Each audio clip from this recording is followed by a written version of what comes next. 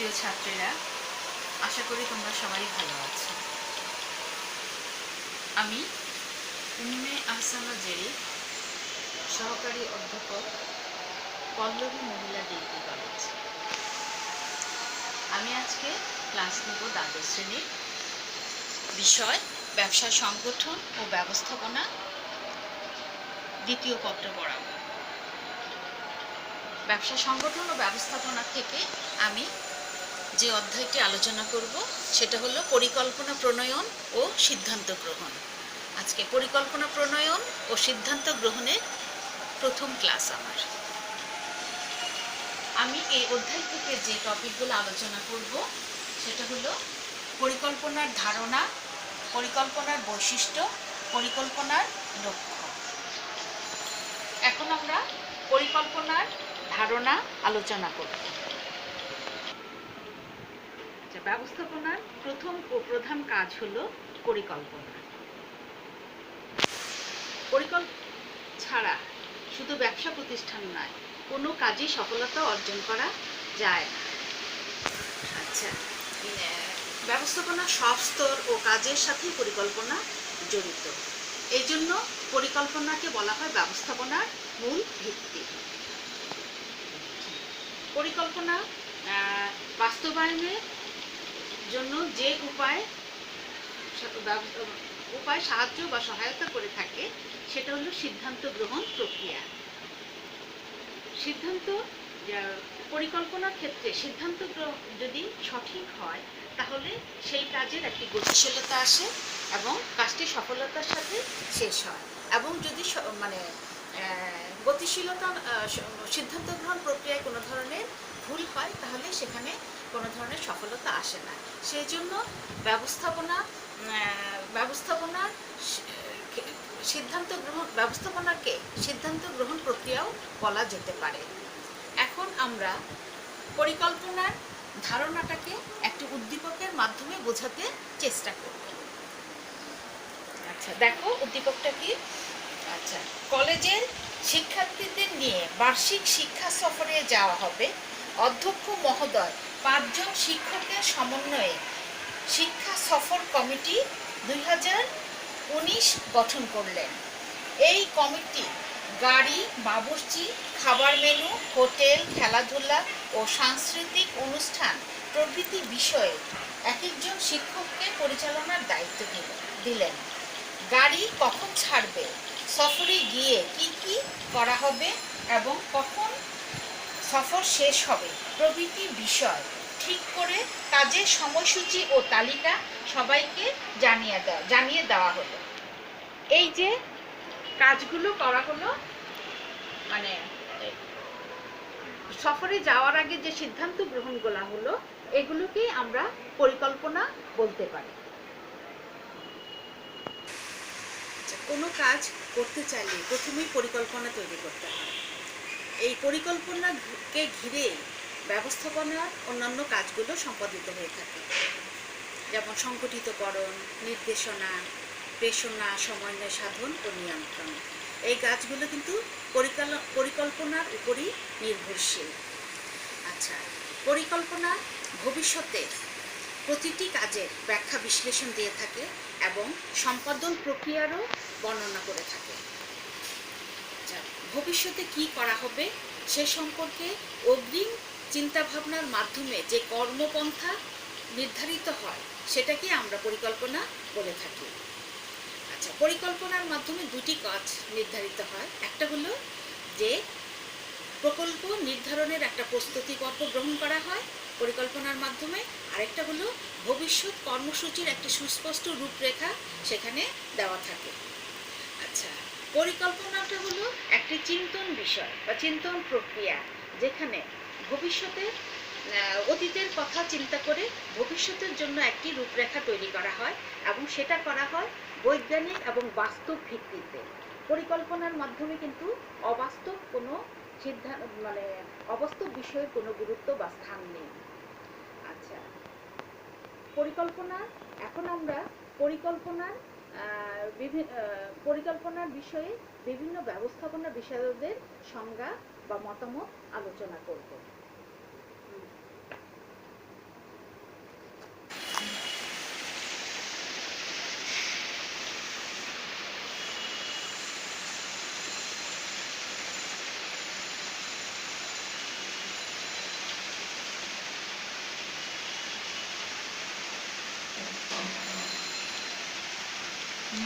মতে ভবিষ্যতে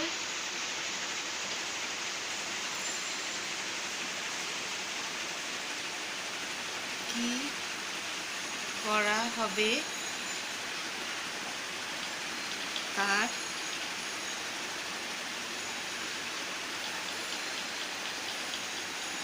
অগ্রিম সিদ্ধান্ত গ্রহণই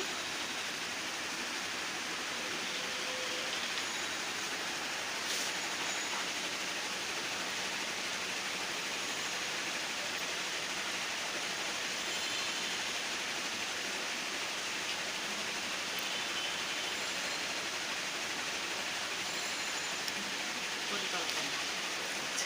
টেরি অ্যান্ড ফ্রাঙ্কলিনের মতে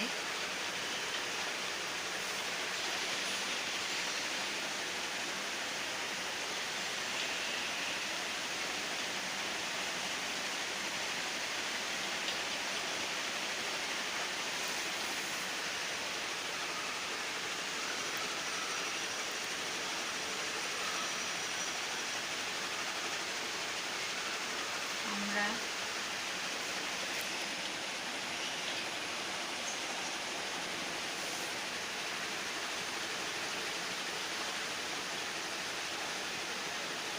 কোথায় কি করছি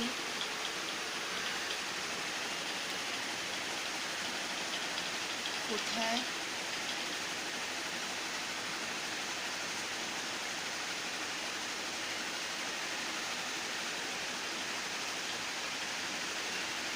যেতে চাই, কীভাবে সেখানে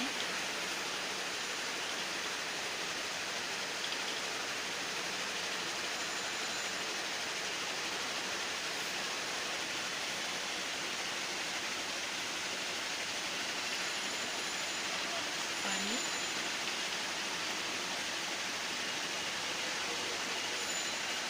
সকল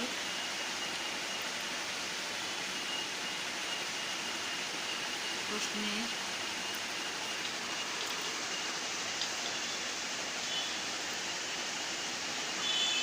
উত্তরে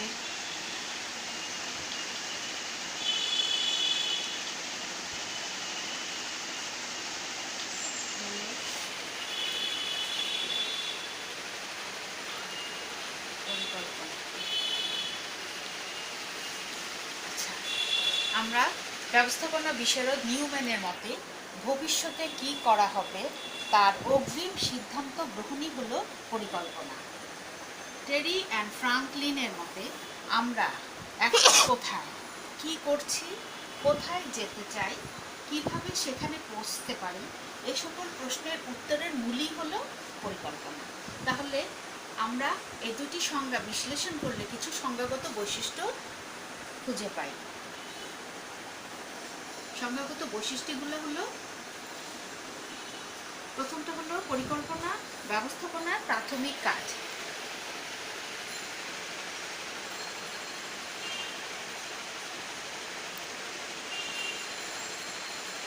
ব্যবস্থাপনার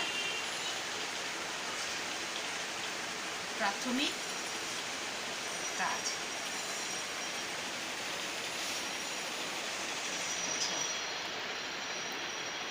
এটি পরিকল্পনা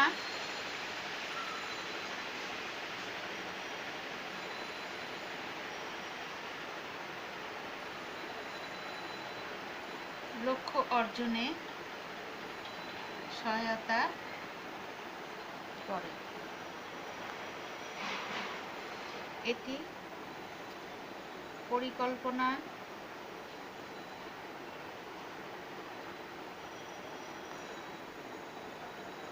ভবিষ্যৎ কাজের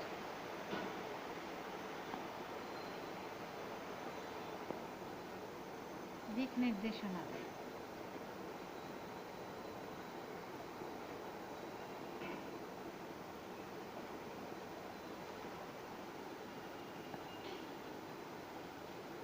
একটি মননশীল পরিকল্পনা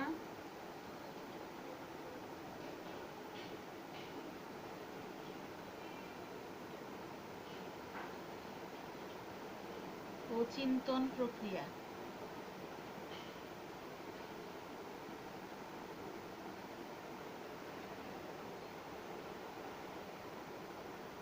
এটি বিকল্প কর্মপদ্ধতি নির্ধারণ করে।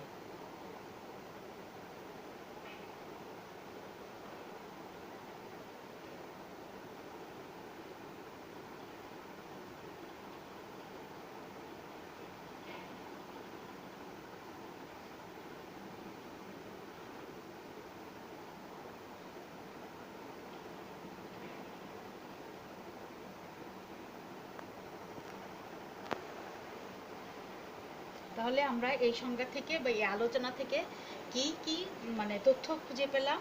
যে পরিকল্পনা ব্যবস্থাপনার প্রাথমিক কাজ। পরিকল্পনা লক্ষ্য অর্জনে সহায়তা করে থাকে। পরিকল্পনা ভবিষ্যৎ কাজের দিক নির্দেশনা দেয়। পরিকল্পনা মননশীল ও চিন্তন প্রক্রিয়া। এটি বিকল্প কর্মপদ্ধতিও নির্ধারণ করে থাকে। তাহলে যে ভবিষ্যতে প্রতিষ্ঠানের উদ্দেশ্য অর্জনের জন্য ভবিষ্যতের কর্মসূচি বাস্তবায়ন করার একটি অগ্রিম চিন্তন প্রক্রিয়াকেই বলা হয় পরিকল্পনা। এখন আমরা পরিকল্পনার বৈশিষ্ট্য আলোচনা করব। পরিকল্পনা হলো ভবিষ্যৎ কার্যপ্রক্রিয়ার একটি রূপরেখা, যার মাধ্যমে প্রতিষ্ঠানের উদ্দেশ্য ও কর্মসূচি সিদ্ধান্ত নেওয়া হয়ে থাকে।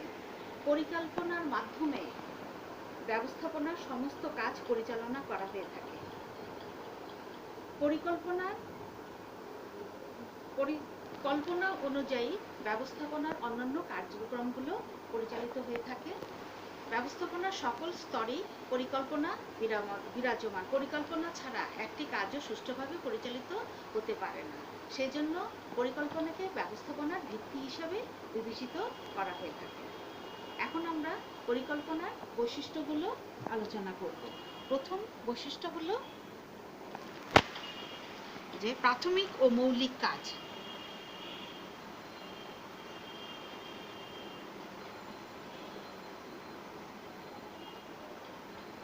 প্রাথমিক ও মৌলিক কাজ। আচ্ছা, ব্যবস্থাপনার প্রথম এবং প্রাথমিক কাজ হলো পরিকল্পনা। পরিকল্পনা ছাড়া শুধু ব্যবসায়িক কাজ নয়, কোনো কাজই সুষ্ঠুভাবে সম্পাদন করা যায় না। ব্যবস্থাপনার প্রতিটি কাজেই পরিকল্পনার প্রয়োজন। এই জন্যই পরিকল্পনাকে ব্যবস্থাপনার ভিত্তি হিসেবে বিবেচনা করা হয়ে থাকে। যেমন পরিকল্পনার উপর নির্ভর করে ব্যবস্থাপনার অন্যান্য কাজগুলো সংগঠিত হয়। যেমন পরিকল্পনা যখন তৈরি করা হয়ে যায়, তখন সেই অনুযায়ী সেটাকে সংগঠিত করতে হয়, নির্দেশনা দিতে হয়, কর্মী নিয়োগ করতে হয়, কর্মীদের প্রেরণা দান করতে হয়, সমন্বয় করতে হয় এবং বিভিন্ন কাজের মধ্যে নিয়ন্ত্রণ করতে হয় সেই পরিকল্পনা মাফিক। তাহলে কি হলো যে সুষ্ঠু পরিকল্পনা যদি থাকে তাহলে সেই প্রতিষ্ঠান সুন্দরভাবে পরিচালিত হতে সক্ষম। তারপর এটা হলো চিন্তন প্রক্রিয়া।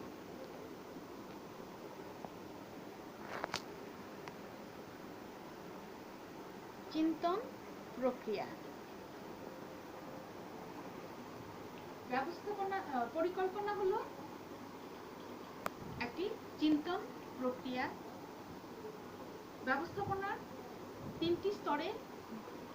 ব্যবস্থাপনার কার্যক্রম তিনটি স্তরে সংগঠিত হয়ে থাকে: উচ্চ স্তর, মধ্যস্তর এবং নিম্ন স্তর। এই পরিকল্পনাটা হলো উচ্চ স্তরের কাজ। উচ্চ স্তরে যারা অধিষ্ঠিত আছেন তারা প্রতিষ্ঠানের জন্য এই চিন্তন প্রক্রিয়ার কাজটা সম্পাদন করে থাকেন। মূলত উচ্চ স্তরের প্রতিষ্ঠিত ব্যক্তিদেরকে আমরা প্রশাসক বলতে পারি। তারা প্রতিষ্ঠানের জন্য বিভিন্ন ধরনের পরিকল্পনা করে থাকে, নীতি নির্ধারণ মূলক কাজগুলো সম্পাদন করে থাকে। আচ্ছা, এই কাজগুলো করতে গেলে কি করতে হবে? উত্তম বিচার বুদ্ধি প্রয়োগ করতে হবে, তারপরে যৌক্তিক চিন্তাধারা থাকতে হবে এবং কল্পনা শক্তির প্রয়োগ ঘটাতে হবে। তবেই পরিকল্পনাটা সুষ্ঠু এবং কার্যকর হবে বা ফলপ্রসূ হবে। 3 নম্বরটা হলো পূর্বানুমান নির্ভর।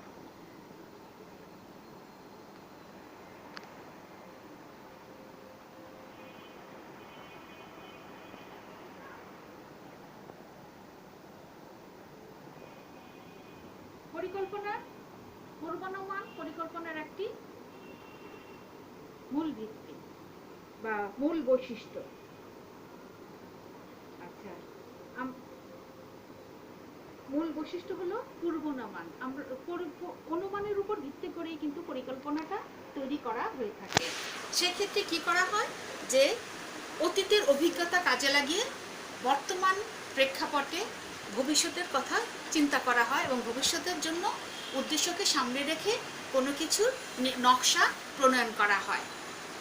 আচ্ছা, এই অনুমানটা হতে হবে বিজ্ঞানসম্মত এবং বাস্তব ভিত্তিক। যত অবাস্তব বা অবৈজ্ঞানিক কোনো তথ্য সেখানে স্থান পাবে না, তাহলে কি হবে, সেই অনুমানটা সঠিক হবে না। সেজন্য সফল হতে গেলে পূর্বানুমানটা কি হবে, বিজ্ঞানসম্মত এবং বাস্তবভিত্তিক হতে হবে। 4 নম্বরটা হলো তথ্য নির্ভর।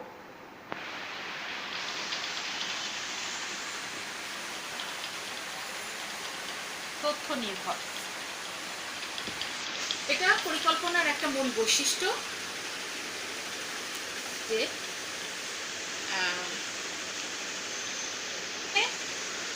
সঠিক বিভিন্ন তথ্যের উপর ভিত্তি করেই পরিকল্পনা প্রণয়ন করা হয়ে থাকে।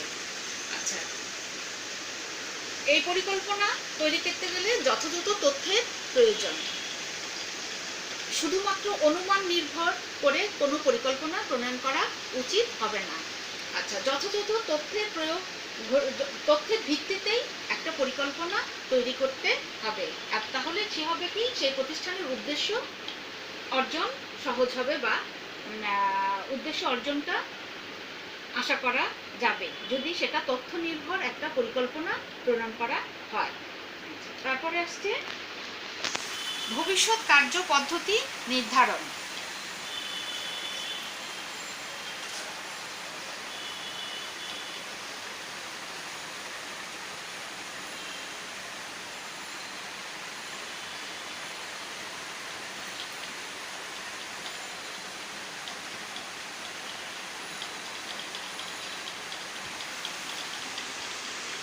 পরিকল্পনা কি করে, অনুমান করে অতীতের অভিজ্ঞতা নিয়ে একটা পরিকল্পনা তৈরি করে। কিসের জন্য? ভবিষ্যতের কাজ পরিচালনার জন্য। আচ্ছা, পরিকল্পনা সমগ্র কার্যক্রম প্রক্রিয়াটি ভবিষ্যৎকে কেন্দ্র করেই নির্ধারণ করা হয়ে থাকে। পরিকল্পনা ভবিষ্যৎ কার্যক্রমকে নিয়ে আলোচনা করে। আচ্ছা, পরিকল্পনা একদিকে কার্য সম্পাদনের প্রস্তুতি গ্রহণ করে থাকে, অন্যদিকে ভবিষ্যৎ কর্মসূচির একটা সুস্পষ্ট রূপরেখা নির্ধারণ করে থাকে।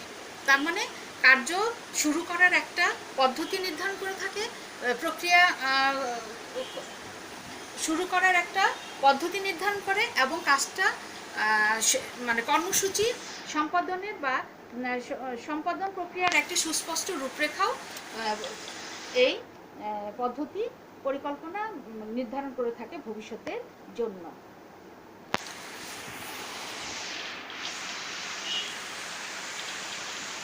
পরিকল্পনার ব্যাপ্তি।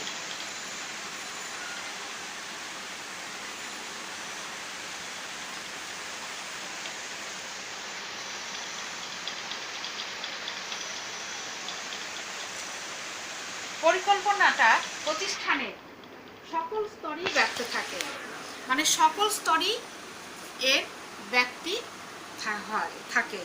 এমন কোনো শাখা নেই যেখানে পরিকল্পনার মানে প্রয়োগ হয় নাই।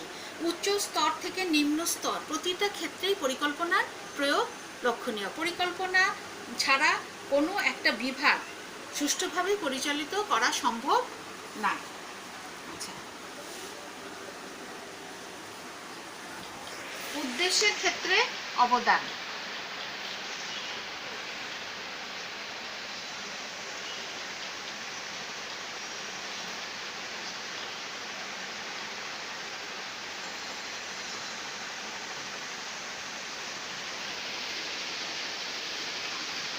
আচ্ছা, পরিকল্পনার মূল বৈশিষ্ট্য হচ্ছে একটি উদ্দেশ্যকে সামনে রেখে পরিকল্পনা প্রণীত করা।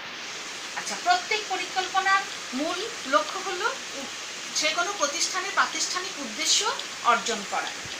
প্রাতিষ্ঠানিক উদ্দেশ্যের ভিত্তিতে প্রতিটি বিভাগ উপবিভাগের উদ্দেশ্য নির্ধারিত হয়ে থাকে এবং এইভাবেই সমগ্র পরিকল্পনাটা একটা প্রতিষ্ঠানের মধ্যে প্রণয়ন করা হয়ে থাকে। আচ্ছা, নিরবচ্ছিন্নতা।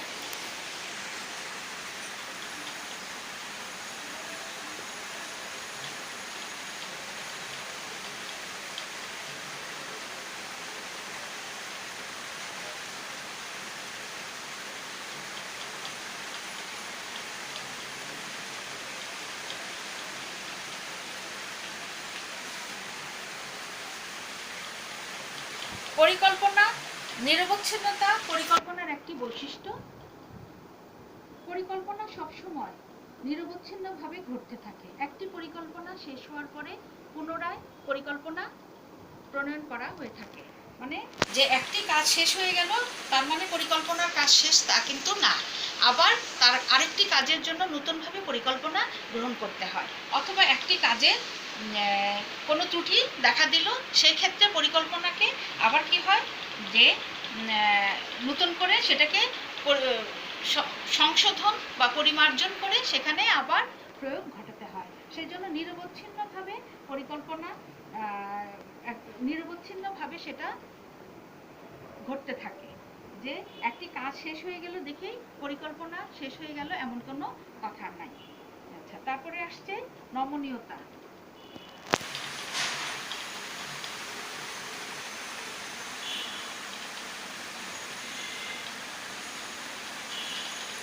আমরা নমনীয়তা বলতে কি বুঝি? যে পরিবর্তনশীলতা। আমাদের এই বর্তমান যুগ মানে প্রতিযোগিতার যুগ, প্রতিনিয়ত পরিবেশের সাথে খাপ খাইয়ে চলার জন্য আমাদের সিদ্ধান্তে পরিবর্তন করতে হয়। বিভিন্ন ধরনের বাজার পরিবর্তনের জন্য পণ্যের পরিবর্তনের প্রয়োজন হয়, সেক্ষেত্রে পরিকল্পনারও পরিবর্তন হওয়ার প্রয়োজন। যে পরিস্থিতির সাথে খাপ খাইয়ে চলার জন্য যে পরিবর্তন করার প্রয়োজন হয় সেটাকেই বলা হয় নমনীয়তা। এখন যে কোনো প্রতিষ্ঠানের ক্ষেত্রে যদি নমনীয়তার দেখানো না যায় বা নমনীয়তার ব্যবস্থা না থাকে তাহলে সেই প্রতিষ্ঠান বেশি দূর আগাতে পারবে না, কারণ তাকে তাহলে সেই পরিকল্পনাটুকু নিয়েই তার কর্মকাণ্ড সমাপ্ত বা মানে শেষ ঘটাতে হবে। সে নতুন কোনো কিছুর জন্য আর আগাতে পারবে না। তাহলে এই প্রতিযোগিতামূলক বিশ্বে প্রতিষ্ঠানকে টিকিয়ে রাখতে হলে তাকে নমনীয় পরিকল্পনার বাস্তবায়ন ঘটাতে হবে। 10 নম্বর হলো সংক্ষিপ্ততা।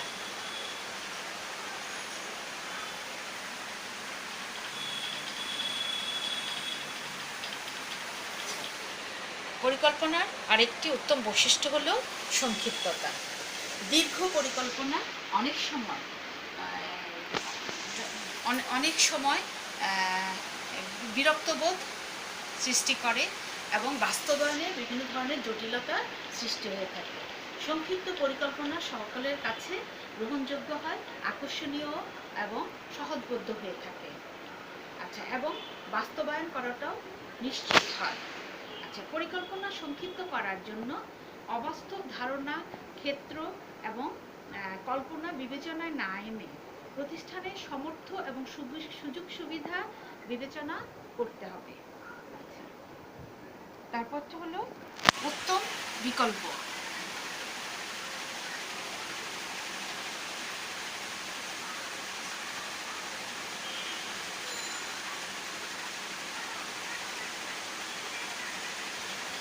উত্তম বিকল্প পরিকল্পনার একটি গুরুত্বপূর্ণ বৈশিষ্ট্য।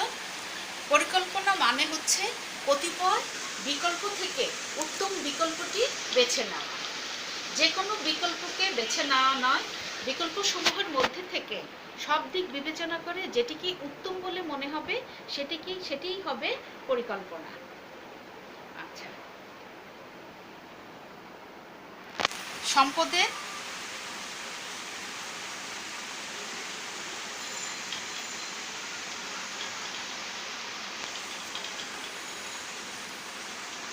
যথাযথ ব্যবহার। প্রতিষ্ঠানের উদ্দেশ্য অর্জন, মুনাফা অর্জন এবং সর্বোপরি সাফল্য নির্ভর করে প্রতিষ্ঠানে বিনিয়োজিত উপকরণের সর্বোত্তম ব্যবহারের উপর। আবার এই উপকরণের সর্বোত্তম ব্যবহার আবার নির্ভর করে সঠিক পরিকল্পনার উপর। প্রতিটি পরিকল্পনায় মানে উপকরণ ব্যবহারের জন্য সঠিক নির্দেশনা দিয়ে থাকে এবং যাতে প্রতিষ্ঠানের কর্মীরা সেই উপকরণ পরিকল্পনার মাধ্যমে সেই উপকরণগুলো যথাযথভাবে ব্যবহার করতে পারে এবং প্রতিষ্ঠানের উদ্দেশ্য অর্জন করতে সমর্থ হয় বা মানে উদ্দেশ্য অর্জন করতে পারে। তাহলে আমরা পরিকল্পনার বৈশিষ্ট্যের মধ্যে এই পয়েন্টগুলো দেখতে পাই। এখন যে পরিকল্পনায় এই বৈশিষ্ট্যগুলো বিদ্যমান থাকবে সেটা একটি আদর্শ পরিকল্পনা হিসেবে বিবেচিত হবে। প্রথমটা হলো কি প্রাথমিক ও মৌলিক কাজ। পরিকল্পনার হলো একটা চিন্তন প্রক্রিয়া, পূর্বানুমান নির্ভর, তথ্য নির্ভর হতে হবে, ভবিষ্যৎ কার্যপদ্ধতি নির্ধারণ করতে হবে।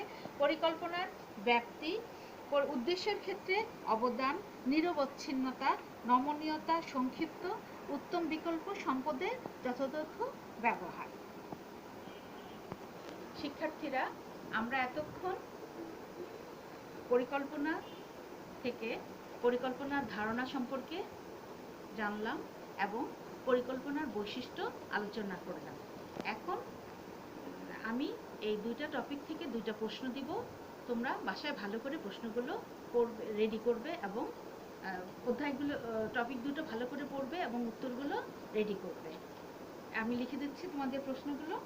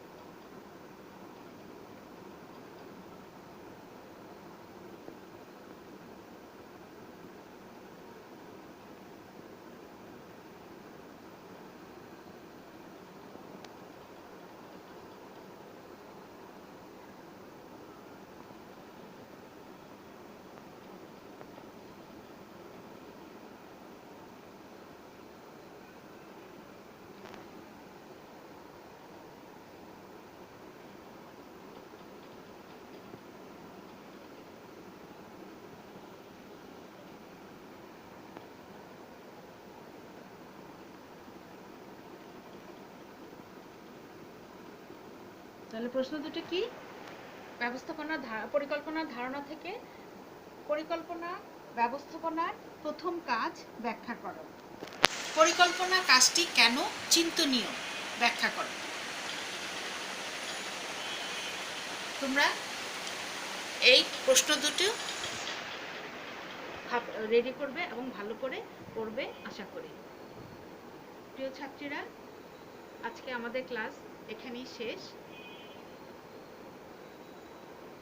আবার সামনের ক্লাসে তোমাদের সাথে আমার দেখা হবে। এ পর্যন্ত ভালো থেকো, সুস্থ থাকো। সবাইকে আল্লাহ হাফেজ।